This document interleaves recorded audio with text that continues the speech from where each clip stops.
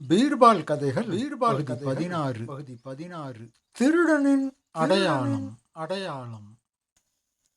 மன்னர் அக்பரின் சாம்ராஜ்யத்தில் ஒரு நாள் ஓர் நகை கடைக்காரரின் கடைக்கு வந்த ஒருவன் வைரங்களை வாங்கினான். கடைக்காரரிடம் ஒரு மூடிய கடிதத்தை கொடுத்து, நான் இந்த வைரத்திற்கு 3 மடங்கு பணம் தருகிறேன்.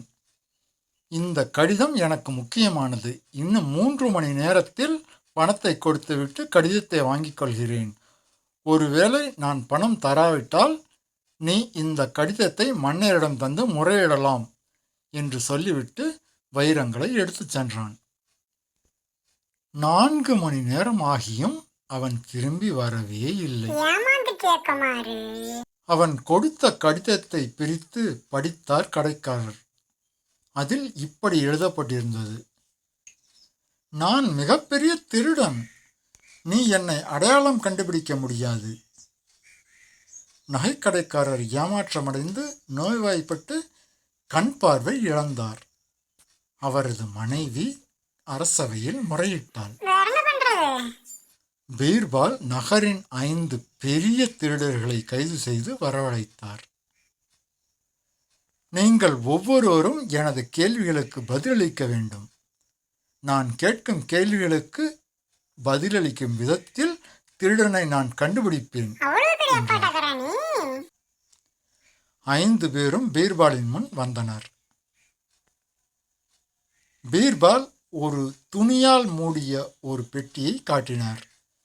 இந்த பெட்டிக்குள் என்ன இருக்கிறது என்று கேட்டார். ஒரு நாய் இருக்கிறது என்றான் முதல் திருடன். ஒரு பூனை இருக்கிறது என்றான் 2வது திருடன். ஒரு பாம்பு இருக்கிறது என்றான் 3வது திருடன். ஒரு மாடு இருக்கிறது என்றான் 4வது திருடன். 5வது திருடனும் ஒரு பூனைதான் இருக்கிறது என்று 2வது திருடன் கூறிய பதிலையே கூறினான்.